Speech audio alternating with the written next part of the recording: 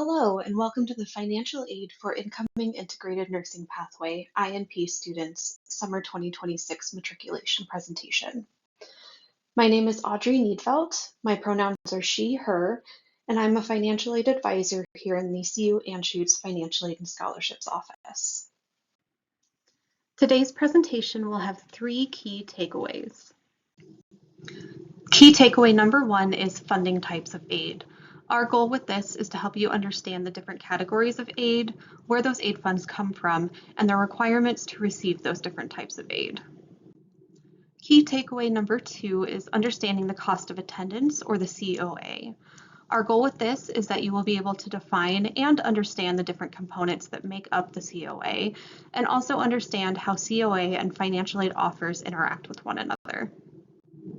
Key takeaway number three is the Financial Aid and Scholarship Office Student Partnership. There are two main goals with this takeaway. The first is understanding how the Financial Aid and Scholarship Office at CU Anschutz, also referred to as FASO, works with students to tailor their aid to their needs. The secondary goal is understanding that FASO must operate within rules and regulations set in place by CU Anschutz, the state of Colorado, and the federal government regarding aid. These rules and regulations may have an impact on what we can offer. Financial aid offices use a lot of terminology that you may not be familiar with. So before we jump into the key takeaways for today's presentation, I wanted to provide some definitions of commonly used words or phrases. The financial aid offer is the amounts and types of aid available to a student during a given aid year.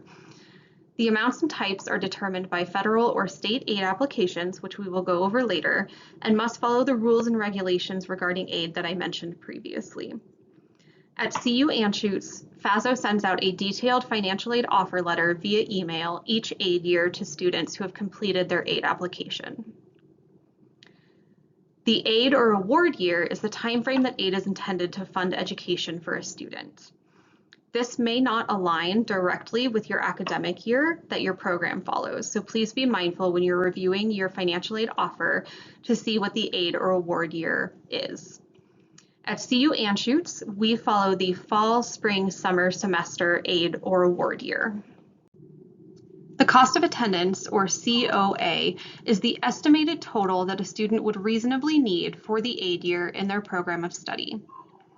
COA includes costs payable to the school, such as tuition and academic or program fees. These are also referred to as direct or billable costs.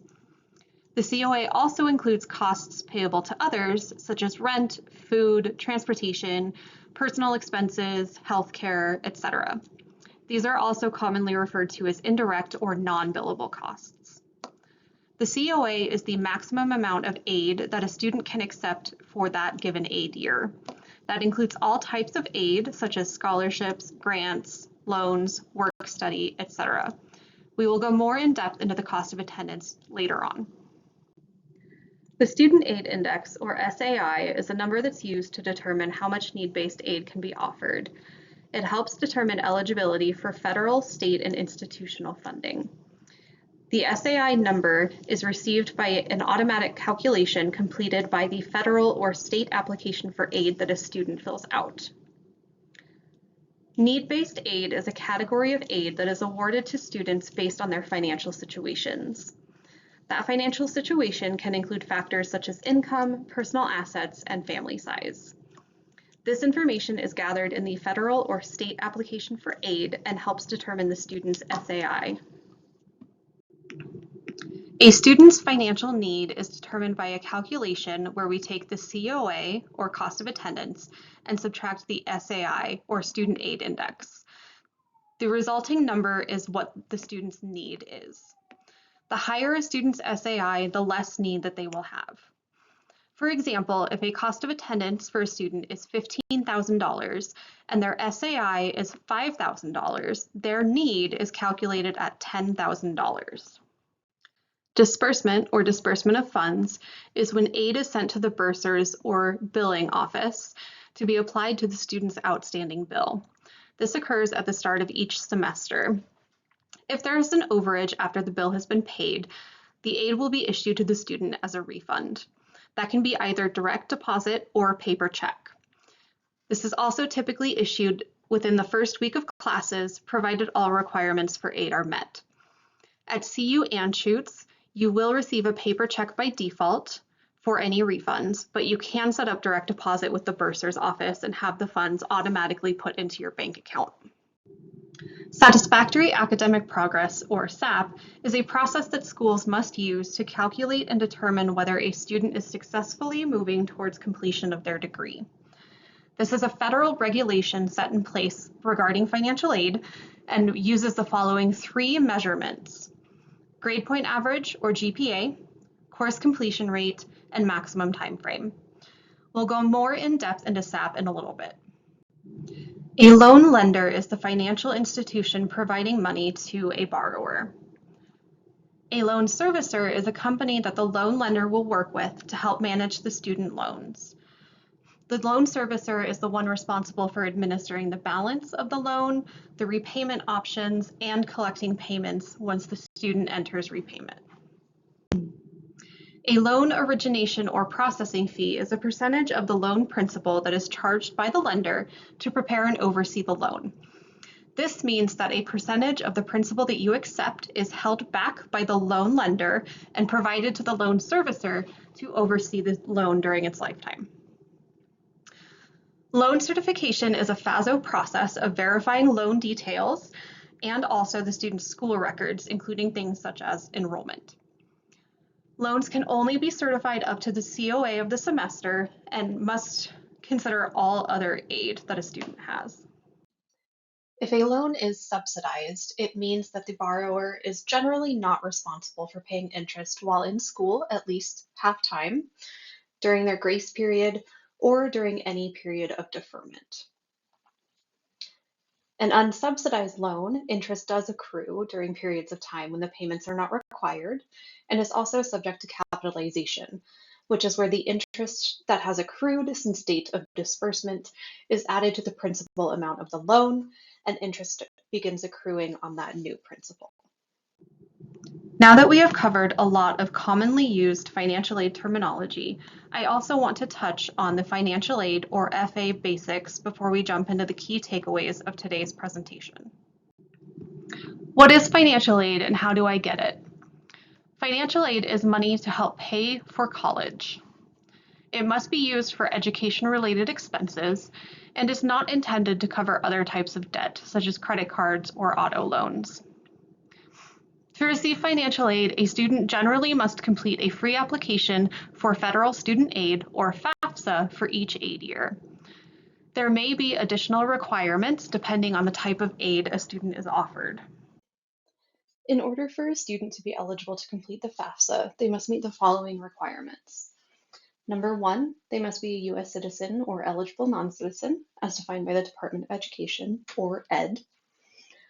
Number 2, they must be enrolled in a financially eligible program, as well as enrolled in a minimum of half-time credit hours, whatever that may be for the program, in order to receive aid. For these credits to be eligible, they must be a graduation requirement that pertains to the degree or program of study the student is engaged in. Number 3, they must not be in default on federal loans or owe any federal grant funds. Number 4, they must certify that they will use the federal student aid only for educational purposes.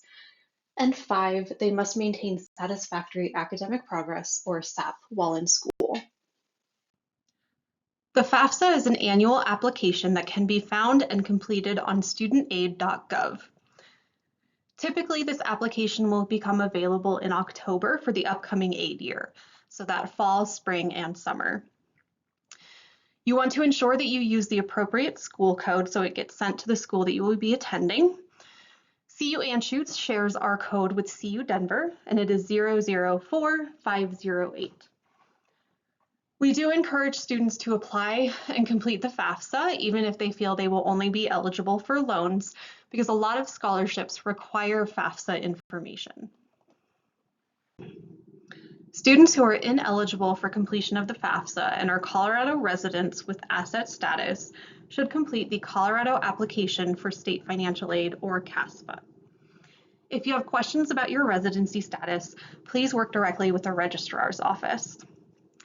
The CASPA will help determine your eligibility for state grants and work-study funds, and also provide important information for any need-based scholarships. Now that we are familiar with commonly used financial aid terminology and financial aid basics, we're going to jump into the key takeaway number 1, funding types. Funding types for financial aid are broken into 4 main categories: educational loans, grants, scholarships, and work-study funds. Educational loans are a funding type that require repayment with interest.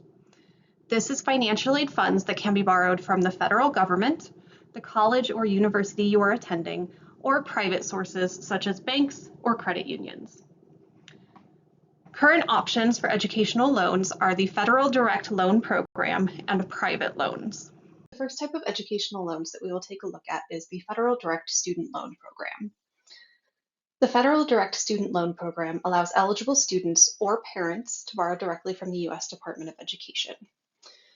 Currently, the loans on offer in the Federal Direct Student Loan Program include the Federal Direct Subsidized Loan, which is only for dependent undergraduate students, the Federal Direct Unsubsidized Loan, which is available for independent or dependent undergraduate students, and the Federal Direct Parent Plus Loan, which is only available for parents of dependent undergraduate students.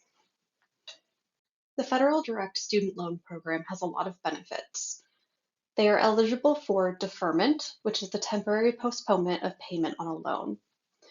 If a federal direct loan enters deferment, a subsidized loan will remain interest-free as it does while you are in school or in the grace period. Interest does accrue, however, on the unsubsidized and plus loans. There are certain requirements and conditions that must be met for a loan to be in deferment. However, the borrower's credit will remain in good standing during the deferment period. Federal direct loans are also eligible for forbearance. This is the ability to temporarily stop making monthly student loan payments or to make smaller monthly payments. During forbearance, all federal loans accumulate interest, including the direct subsidized loans. Borrower's credit does remain in good standing during this time as well. Federal direct student loans are eligible for forgiveness, cancellation, and discharge. These are all removal of the borrower's obligation to repay some or all of a loan. They do have different requirements and are used in different ways, so be sure that you are connecting with your loan servicer to discuss these options. Federal direct student loans have fixed interest rates that are set by the Department of Education. This means that regardless of your credit history, the interest will be the same on a federal student loan for you as it is for everyone else who takes out that loan. It also means that the interest percent will not change during the entire life of the loan from acceptance through repayment. ED sets new interest rates that start each July 1st and end the subsequent June 30th. This means that upon graduation or leaving CU Anschutz, you will likely have multiple different loans with multiple different fixed interest rates. Federal direct student loans also have fixed origination fees. Similar to the interest rate, ED sets new origination fees that start July 1st and end the following June 30th. These loans also have one-time 6-month grace periods per loan before repayment begins. That means that a student or a borrower is not required to pay towards their principal or interest for 6 months after graduation or dropping below half-time enrollment. Federal direct student loans require completion of online entrance counseling and a master promissory note, or MPN. Master implies that the MPN is valid for 10 years, provided the student stays at the same institution during that time. Both of these are completed at studentaid.gov, which is where you also submit your FAFSA. Before we move on, we will take a look at the Federal Direct Loan Program updates that will go into effect on July 1st, 2026 under the One Big Beautiful Bill Act. Please keep in mind that this information is the most current guidance available as of January 2026 when this video was recorded and is subject to change. For the most up-to-date information on the federal loans program changes, please scan the QR code below to visit our Federal Loan Updates website. Please be sure to review the Federal Loan Updates website regularly for any updates. Key highlights for the Federal Direct Student Loan Program updates include a change to the Direct Parent Plus loan. Previously, Direct Parent Plus loans only had a limit based on the cost of attendance for their student minus all other aid. Starting on July 1st, 2026, Direct Parent Plus loans will now have annual and aggregate or lifetime limits per dependent student. Repayment plans are also changing and will only include two options: the Standard Repayment Plan and Repayment Assistance Plan, or RAP. Both the federal direct subsidized and unsubsidized loans have annual limits and aggregate or lifetime limits based on the type of borrower the student is. For dependent students, the annual limit is $7,500. The aggregate or lifetime limit is $31,000. For independent students, the annual limit is $12,500, and the aggregate or lifetime limit is $57,500. For both dependent and independent students, a maximum of $5,500 in the annual limit can be in subsidized funds. The remainder would be in unsubsidized loans. The Federal Direct Parent Plus loan is available for eligible parents of dependent undergraduate students, and they are able to borrow federal loan funds directly from the Department of Education to help pay for their students' educational costs. There is now, as of July 1st, 2026, an annual limit, an aggregate or lifetime limit on the Parent Plus loan per dependent student.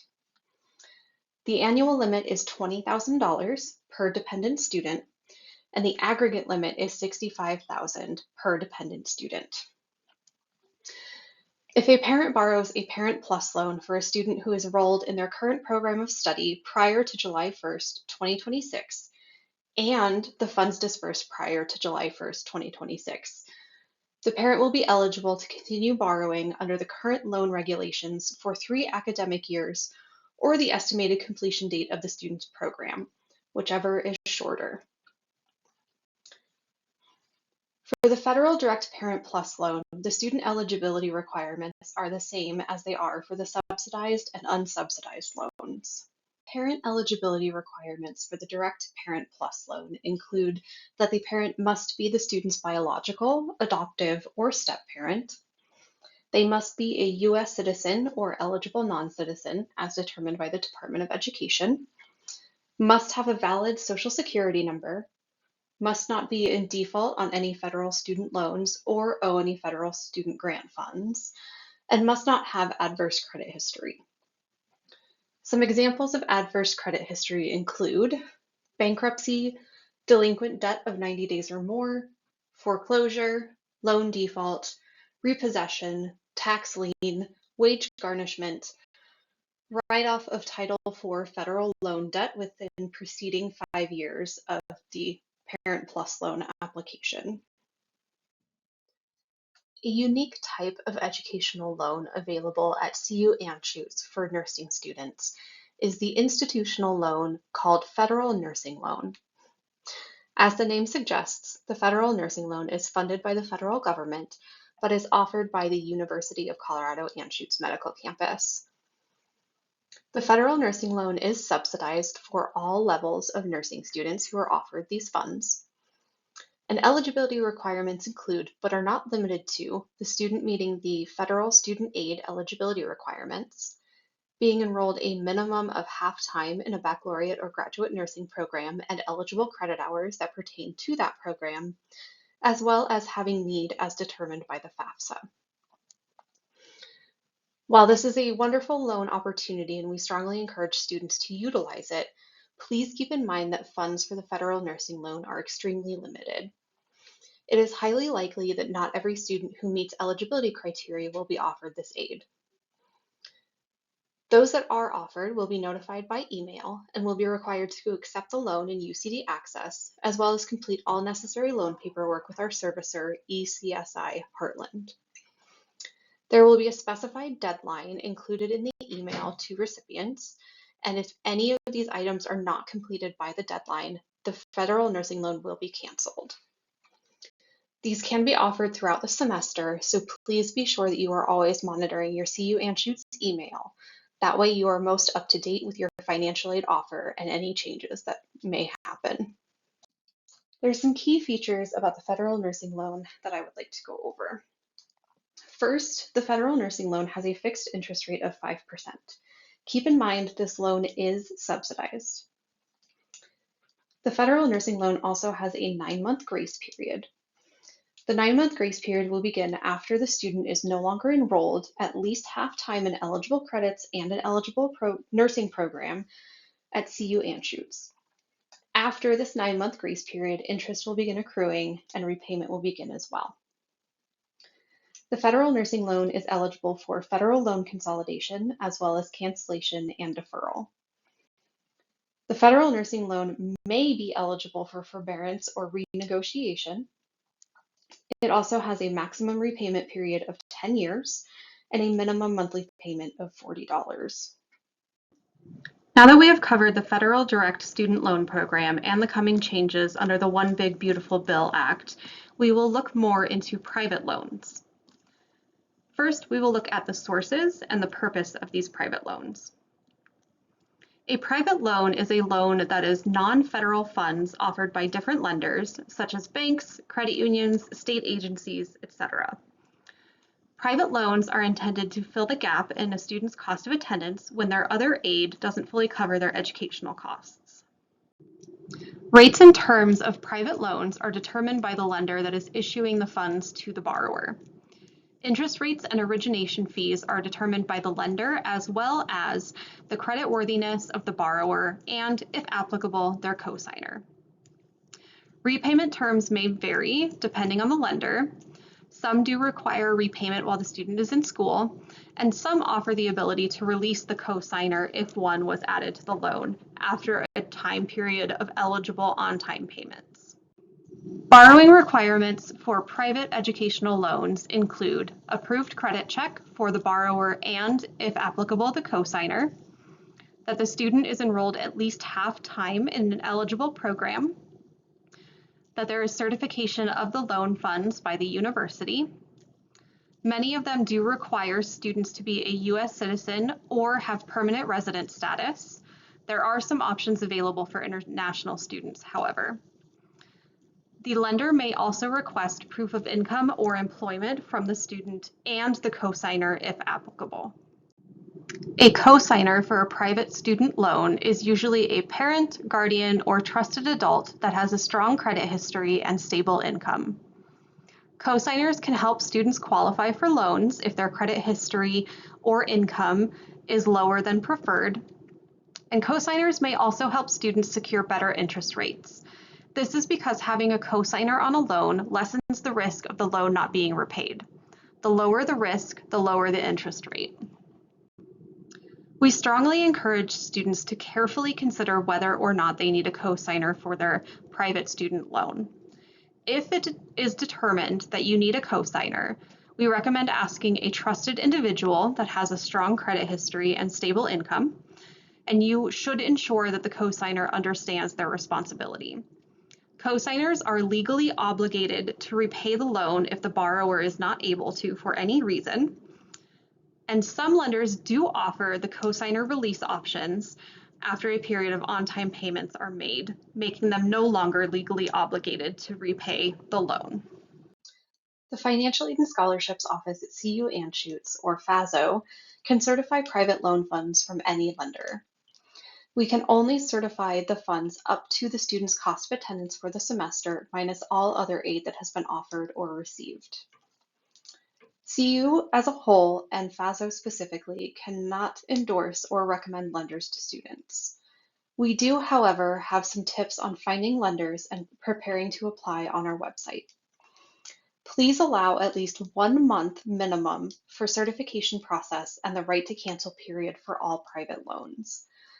Giving at least a month will ensure that we are able to complete our process, that you have the right to cancel period for your private loan, and that those funds will be received and dispersed to the bursar's office. When it comes to private educational loans, the loan periods of that loan cannot cross aid or academic years or overlap them. As a reminder, CU Anschutz follows the fall, spring, summer semester aid year.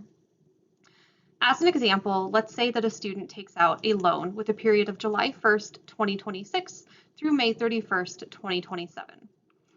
It is sent to our office after approval for certification, and we notice that this loan period overlaps 2025-2026 aid year and 2026-2027 aid year.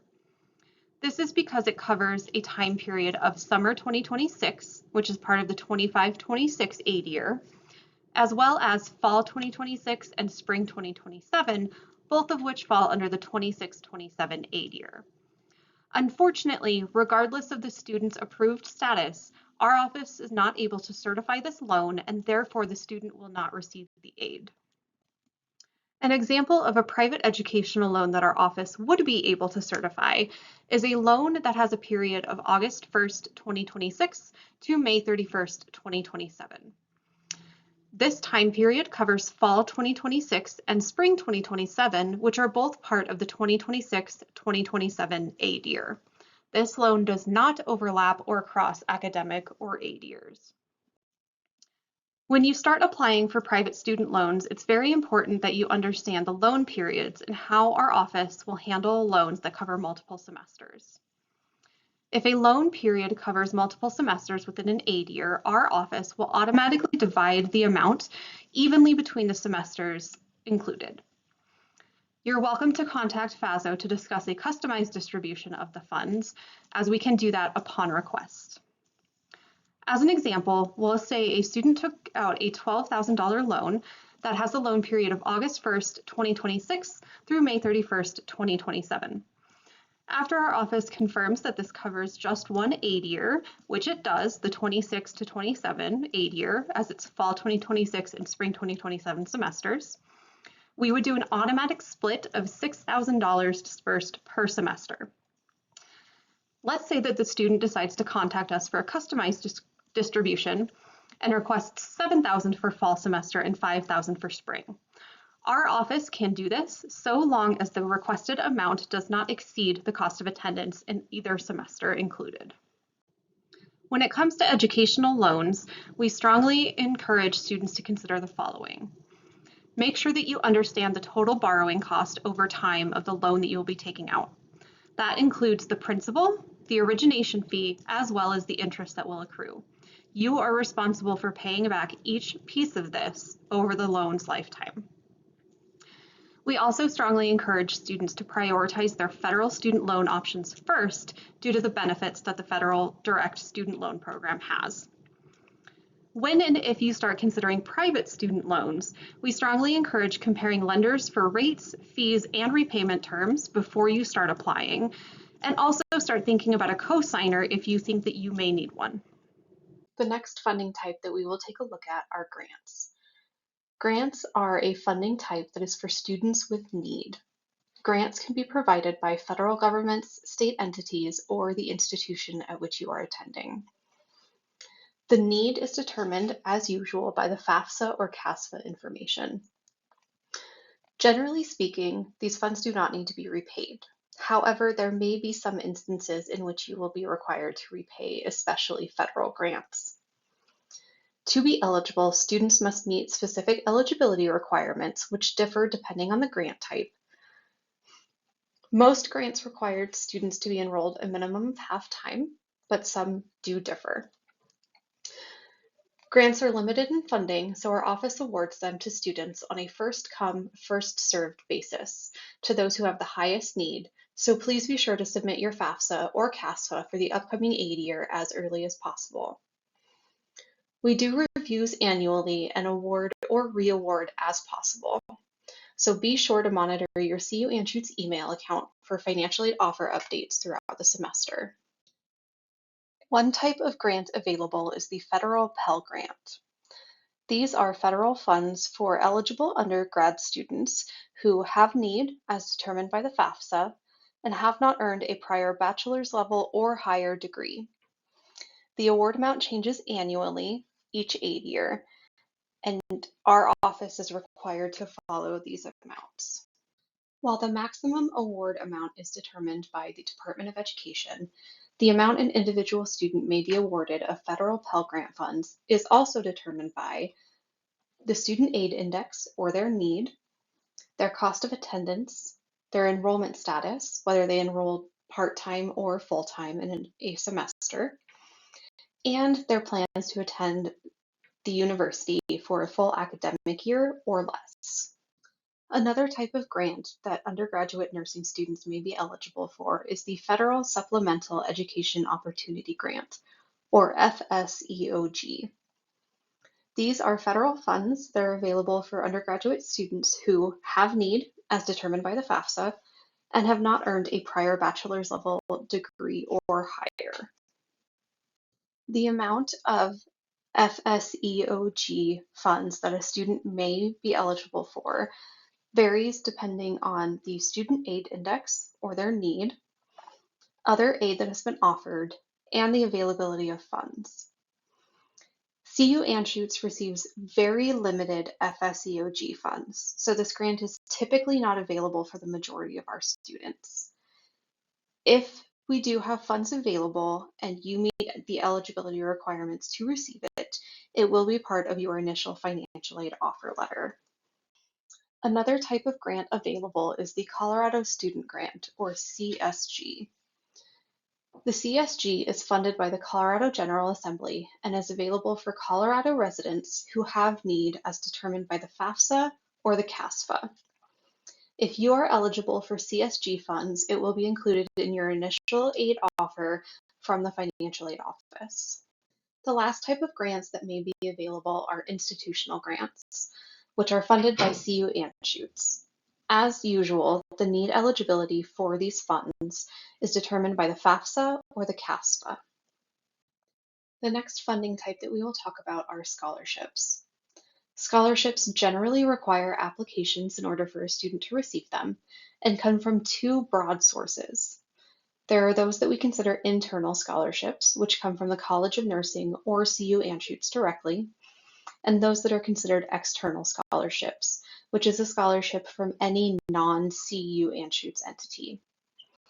Criteria to be eligible for these scholarships, as well as dates and times and deadlines, are determined by the funding source or the donor, so they will likely vary greatly. Scholarships typically do not require repayment or service from the student in order to receive it. The award amounts definitely vary, but all amounts can help. If you spend 1 hour on a scholarship application and you receive a $50 scholarship, you just made $50 for an hour's worth of work. As previously mentioned, FASO can process scholarship funds from any source, so we encourage you to think broadly. Not only should you look past the program of study that you are in, you should also look at things that make you unique and consider unique scholarship donor possibilities as well. That could be anything from a place of worship, to your parents' place of employment, to your high school, even if it's been a while since you graduated high school, to King Soopers. We have a lot of resources on our website to help you look for some external scholarships.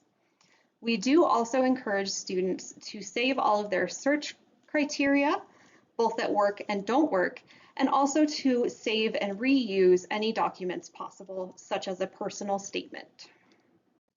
The last funding type that we will talk about is work study. This is an earn as you work program. Work study funds can come from the federal government or the state government. It requires part-time employment wherein the student earns money to help cover their educational expenses. Typically, these are provided in a bi-weekly paycheck. Work study at CU Anschutz is not automatically offered. It requires the student to complete the work study authorization form to express their desire to use work study funds and to ensure that they are eligible for work study. You can find the work study authorization form on our website. Work study also requires that a student be enrolled a minimum of half-time, and they must also continue to maintain SAP standards. Work study funds can come from the federal government or the state of Colorado. For federal work study funds, they are need-based awards as determined by the FAFSA, and it's funded by the U.S. Department of Education.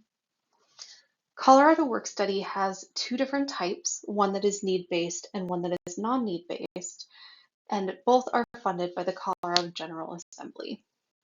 The Colorado General Assembly has placed different eligibility requirements in place for both the need-based and the non-need-based funds. For a student to be eligible for need-based Colorado Work Study, they must be an undergraduate student with no prior degree, they must be a Colorado resident, and they must show need as determined by the FAFSA or the CASFA.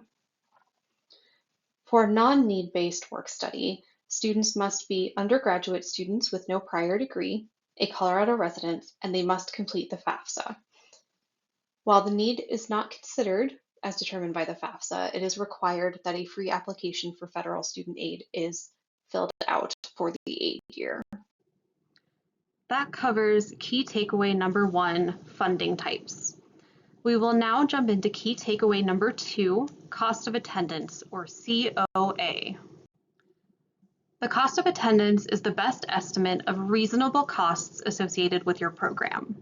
These costs are determined by CU Anschutz, your academic program, and the Colorado Department of Higher Education. Once we put all of this together, it determines the cost of attendance for each semester within an aid year.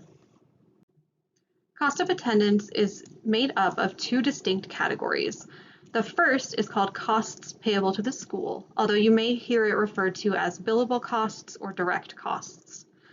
These are any costs that are paid directly to the college or university. It can include anything from tuition to academic and program fees to other expenses that are paid directly to the school for enrollment. The second category of cost of attendance is called costs paid to others. This may also be referred to as unbillable costs or indirect costs. These are any expenses that are associated with the student receiving their education. It does not include anything paid directly to the college or university, so it is anything paid to a third-party entity. This can include things such as books, supplies, health insurance, living expenses, transportation, and many other things. Within the cost of attendance, under the costs paid to others are different types of allowances. These allowances are the maximum amount that a student can be reasonably expected to spend in any given type. The first one that we will talk about is the living allowance. Living allowances are adjusted each aid year and set by the Colorado Department of Higher Education. For the current 2025 to 2026 aid year, students are allotted roughly $2,800 a month for living allowance. This includes funding for food, for groceries and dining out, car-related expenses, insurance, maintenance, fuel, anything else related to cars, aside from purchasing one, personal hygiene, recreation, housing, and non-monthly or irregular expenses. What we recommend with these non-monthly or irregular expenses is that you budget the monthly equivalent and reserve that in savings. For example, if you do that with your car registration, you will have enough saved up to cover the full cost of your car registration annually when it comes due. Living allowance funds are issued as a refund at the beginning of the semester through the bursar's office after disbursement. This means that you will receive the total living allowance funds for the semester typically the first week of class. We recommend putting that lump sum into a high-yield savings account to ensure that you are accruing good interest, and then schedule your monthly expenses to transfer over to a checking account each month, almost as if you were getting a paycheck. To minimize debt, we strongly encourage you to carefully consider the amount that you need for living expenses. Think about any costs that you can cut, such as rent or mortgage if you do not cover that, insurance if you are on a spouse or parents plan, anything like that. It is your responsibility to budget and to make sure that you are actively using what you need and not borrowing just because it's there. Remember, when it comes to educational loans, you are responsible for repaying the principal, interest, and origination fee once you're done.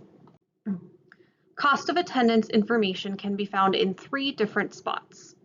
Each aid year, our office will upload estimated costs of attendance onto our website for every program. This information can also be found in UCD Access, and we do also include your estimated cost of attendance in your financial aid offer letter. We strongly encourage holding on to those financial aid offer letters no matter when you receive them, just so that you have them for reference. The estimated cost of attendance is set for every student, and we separate them by resident cost of attendance and non-resident cost of attendance. This is regardless of your circumstances. However, there are some circumstances that may qualify for an increase in your cost of attendance. Examples of these circumstances can include childcare, educational computer and technology purchases, and unusual health costs. Do keep in mind that these funds are typically covered by additional loans rather than other types of aid. If there is something that you are experiencing and you wish to discuss your options, we encourage you to reach out to FASO to discuss what's happening and what we may be able to do to support you. Your initial financial aid offer will include all funds from grants and federal student loans that you are eligible for. We will also include information about the Parent Plus loan amount that you may be eligible for if you are a dependent student. Aids such as scholarships, private or alternative loans, and work study are added as applicable throughout the semester. Any time that an adjustment is made to your financial aid offer, whether a new aid has been applied to your offer or you have requested a loan reduction, we will send a new offer letter email to you. So please be sure that you monitor your CU Anschutz email throughout the semester for updates from our office. Keep in mind that any federal direct student loans that you intend to utilize must be accepted by you in UCD Access. The Parent Plus loans, however, do not require active acceptance by the student in UCD Access. When your parent completes the Parent Plus application on studentaid.gov, this indicates acceptance of the loan for the amount requested and will be dispersed when funds are received, as well as after the parent has completed the entrance counseling and master promissory note of the loan on studentaid.gov. An important federal regulation regarding financial aid and your cost of attendance is that your total aid offer can never exceed your cost of attendance for the term in question. That total aid offer includes every single type of aid that you have been offered or received. Educational loans, both federal and private, work study funds, grants, scholarships, employee assistance, tuition benefits, etc. If at any time your financial aid offer exceeds your cost of attendance, we are legally obligated to reduce your least desirable aid first. Typically, that means we will be reducing the principal of your loan with the highest interest rate, but it does mean that we may have to reduce other types of aid as well, depending on how over the cost of attendance it is. The good news is that if your loan is lowered or reduced through our office, the interest and origination fees on the amount that is reduced will be waived. Keep in mind that this can result in you having to repay funds to the university, especially if you received a refund. On that note, please be sure to monitor your email, your UCD Access to-do list, and your student account with the bursar's office throughout the semester. Even if your bill is covered at the beginning of the semester through financial aid disbursement, please do not assume that your bill remains a $0 balance throughout the semester. Outstanding bills are subject to late fees and service charges, so be sure that you are monitoring that so that you are aware if you do owe any money for any reason.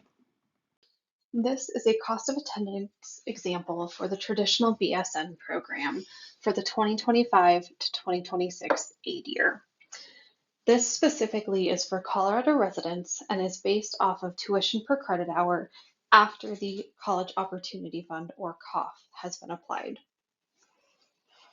You can see here that the tuition per credit hour differs based on whether or not a COF stipend has been applied.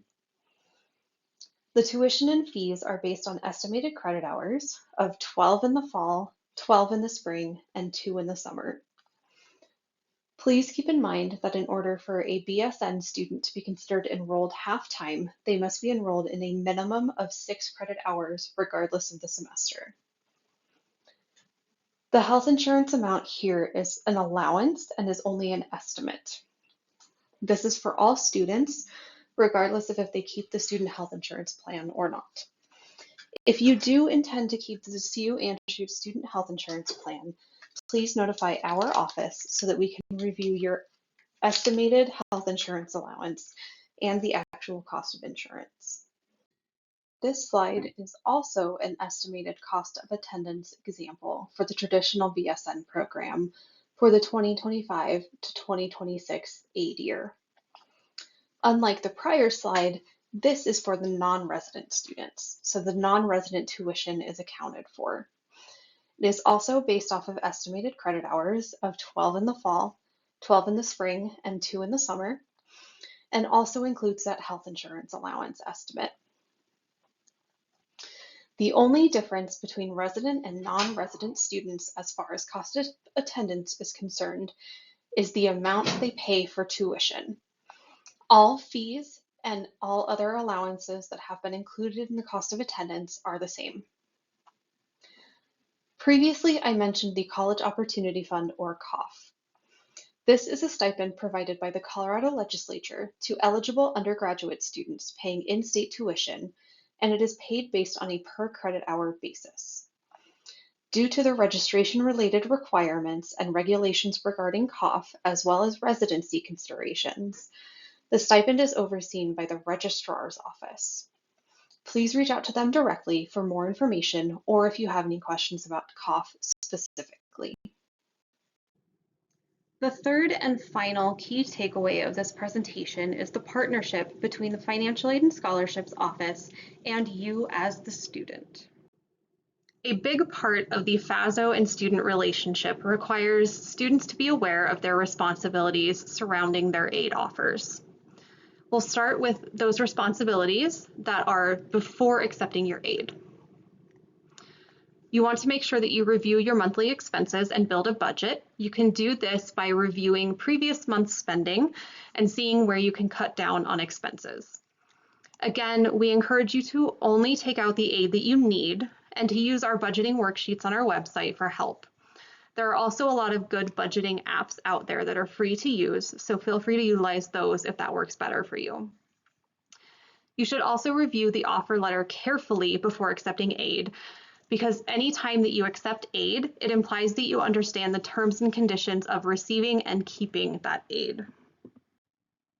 While building your budget and before accepting aid, we encourage you to consider any other financial support that may be available to you. This includes, as I mentioned, whether you are not responsible for rent or mortgage for where you are living, if you are on another individual's health insurance plan or a cell phone plan, or if you can reduce the expenses related to food due to family support. This is going to help you reduce your overall borrowing as much as possible, therefore reducing how much you owe in the future and have to pay back. Be sure that you also review the distribution of aid. As I discussed, fall and spring are offered together with the funds split evenly between the 2 semesters. Summer aid will be offered separately as applicable and will be notated in UCD Access with SU or SUM in the title. Student responsibilities after accepting their aid include completing outstanding loan requirements. For those federal student loans, that means the entrance counseling and the master promissory note on studentaid.gov. We also request that you monitor your email and your bill or your student account regularly for updates. Avoid late in service fees by not assuming that aid was automatically paid out. We will notify you via email and your UCD Access to-do list if there are any outstanding requirements for your aid, so please be sure to check those and follow up as soon as possible to avoid a delayed disbursement of funds. Student responsibilities regarding keeping their aid include maintaining SAP requirements. Please monitor your email and your student account for any notification of SAP requirements not being met. Our office will send out a notification in the student's SAP warning semester, wherein they will still be eligible for financial aid, but must meet their SAP requirements in all future semesters to continue receiving aid, or their SAP suspension semester in which they are no longer eligible for financial aid. We do offer SAP appeals, wherein a student on suspension can submit documentation and paperwork and a request to continue receiving aid. If approved, we will notify the student and they will receive aid for that semester. If not approved, unfortunately, it does mean that the student is ineligible for aid in that semester.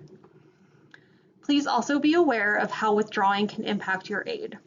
Our office is legally obligated to complete a calculation called Return to Title IV, or R2T4. This is a calculation that determines how much Title IV, which is federal and state aid, was earned by the student and how much must be returned. This could result in a bill with the bursar's office for you to return aid funds, depending on what the calculation reveals. We completely understand how overwhelming financial aid can be because there are a lot of moving parts and a lot of things to keep track of. That is why we are here to help support you and all other students at the AMC campus. Our office offers many different types of support, which includes presentations for each program. We will host a presentation on or around orientation at the beginning of your program. We will also offer presentations around borrowing wisely and financial wellness sporadically throughout your program. And then at the end of the program, prior to graduation, we will host a loan repayment session. We also partner with outside agencies to host financial literacy sessions on campus that are typically lunch and learns. So not only do you get financial literacy tips and tricks and guidance, you also could get a free lunch, which will help with your budget. Our office can also offer individual advising support with students via walk-ins, Zoom, telephone, and email communications. This is where a student can meet or otherwise communicate with an advisor to discuss their unique situation. During this time, an advisor will answer questions and provide clarifying information about financial aid, as well as discuss the benefits of the financial aid options available to the student. We will also share tips on budgeting and maintaining aid eligibility. So please reach out to us anytime that you have a question, even if it's covered in this presentation or other documents. We would much rather you understand correctly how financial aid works than take a guess and be incorrect and end up having to owe more money than you should. While that covers all of our key takeaways, as well as financial aid terminology and financial aid basics, there are a few more things that I want to touch on before we go. It would be difficult to consider this a true college experience if you did not walk away from today's presentation with a little bit of homework. Please be sure that you complete the following items prior to your transition to CU Anschutz. Complete or update, if you have already completed, the 2025-2026 FAFSA or CASFA. Keep in mind the 25-26 FAFSA and CASFA cannot be completed or updated after June 30th, 2026. If we do not have your 2025-2026 FAFSA or CASFA prior to June 30th, 2026, we will not be able to offer you aid for the summer 2026 semester. You should also complete the 2026-2027 FAFSA or CASFA. When completing or updated the FAFSAs or CASFAs, be sure that you include the CU Denver Anschutz shared code and indicate that your grade level will be other undergraduate, junior year and beyond. Be sure that you also review the welcome packet that came with the email you received that linked to this video or available on our website. And as we always recommend, please be sure to monitor your CU Anschutz email and UCD Access to-do list regularly for any updates or any outstanding requirements from our office. Incomplete FAFSAs or CASFAs and any to-do list items that have not been completed can not only delay financial aid offers from being completed, but can also prevent disbursement of funds. And if you have an outstanding bill, you may be subject to late fees and service charges through the bursar's office. Lastly, I would like to provide you with some additional resources and offices that FASO works closely with. For any student billing account questions, payment plans, third-party payments, late fees and service charges, or anything else regarding your bill or refunds, you will want to connect with the bursar's office. Anything related to student records, FERPA and FERPA releases, enrollment verification, residency, or the College Opportunity Fund will go through the registrar's office. If you have any questions regarding the Student Health Insurance Plan, CU SHIP, or submitting a waiver to waive out of CU SHIP, you will want to connect directly with the Student Health Insurance Office. For questions regarding utilizing veterans or military benefits, please work directly with the Veteran and Military Student Services Office, or VMSS. The Student Outreach and Support Office provides support for students' safety, health, and well-being during their time at CU Anschutz. The Student Outreach and Support Office also houses the care team. It includes case management and also assists students with their medical leave of absences, or MLOAs. You can reach out to them with any questions you may have about their services, or if you were looking for a little bit of extra support. Thank you so much for watching this presentation